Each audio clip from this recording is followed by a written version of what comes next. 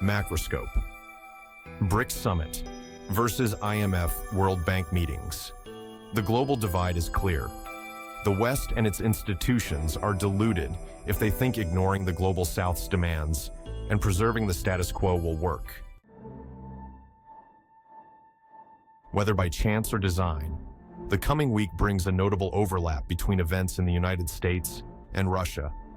Washington is hosting the annual meetings of the World Bank and International Monetary Fund, where no doubt wine and canapes will be consumed. While in the Russian city of Kazan, 24 presidents and prime ministers are expected to attend a Brics summit, where they will perhaps indulge in vodka and caviar. Let's pause for a moment. Can you do us a favor? If you like our content, please hit the like button to help more.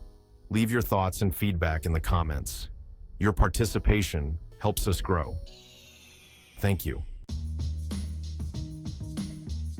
What is the connection between the two, apart from high-end gastronomic indulgences? At first glance, it might look like nothing other than their timing.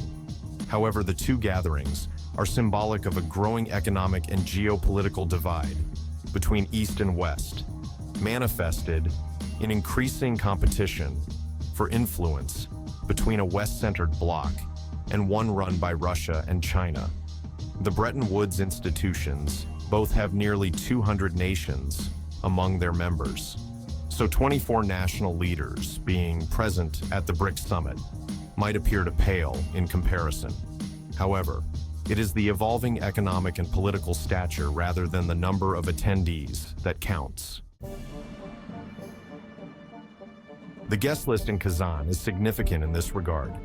It includes leaders of the bloc's early members: Russian President Vladimir Putin, Chinese President Xi Jinping, Brazilian President Luiz Inácio Lula da Silva, Indian Prime Minister Narendra Modi, and South African President Cyril Ramaphosa.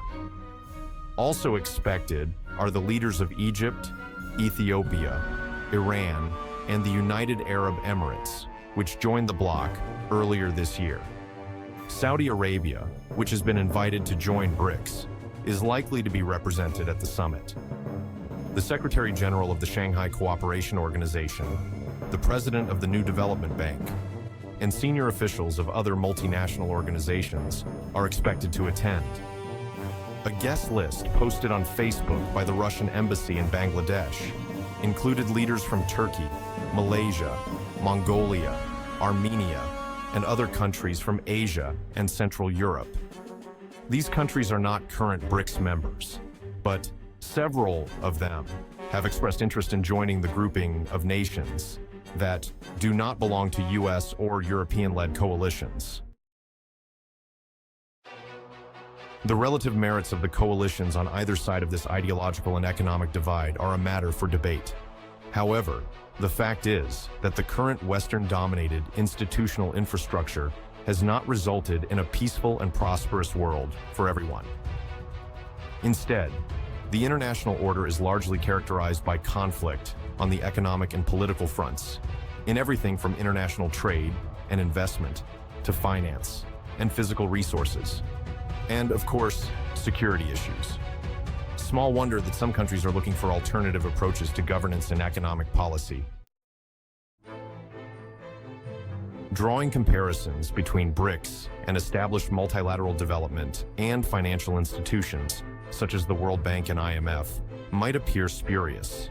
However, the grouping does have its own development bank, the New Development Bank. Meanwhile, several Brics members are part of the Asian Infrastructure Investment Bank. There has been talk of creating a common currency for trade and investment, as well as other economic aims.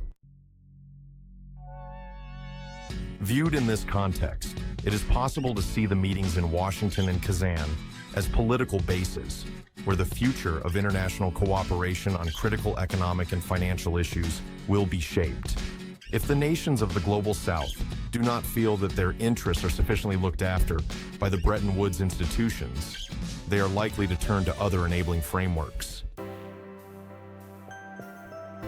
The allure of the Brics and similar groupings appears to keep increasing as more of the world's middle powers, especially in the Global South, react to perceived pressure to make a choice between ideologically opposed blocs.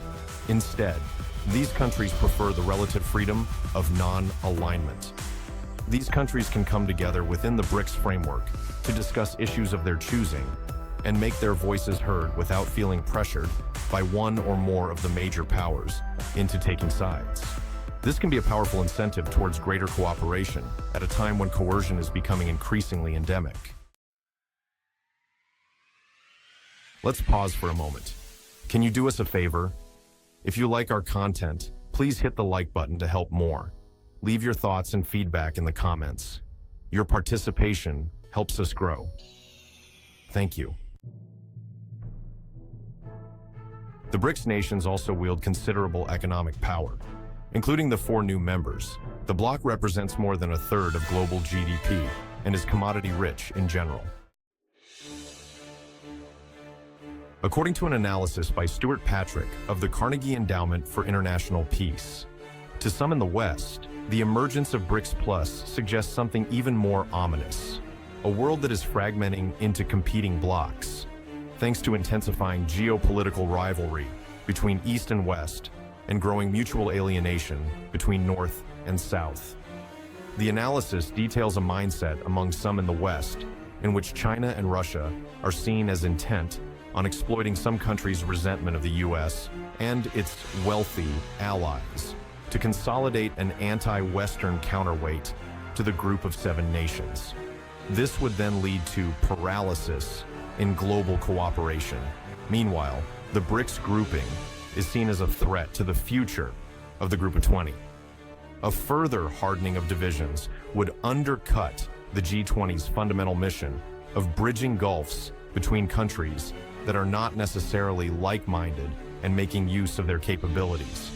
Patrick's analysis acknowledges these risks, but insists they be kept in perspective, calling for avoiding alarmism and confrontation while taking tangible steps to address emerging powers' legitimate complaints.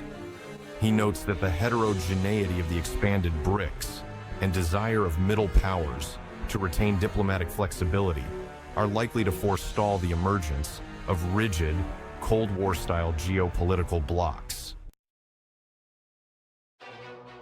If the West thinks it can ignore Brics and preserve the status quo, it is engaging in wishful thinking. Thank you for watching the video. If you enjoyed it, don't forget to like and leave a comment below to share your thoughts. Your support is a great motivation for me to create more quality content. See you in the next video.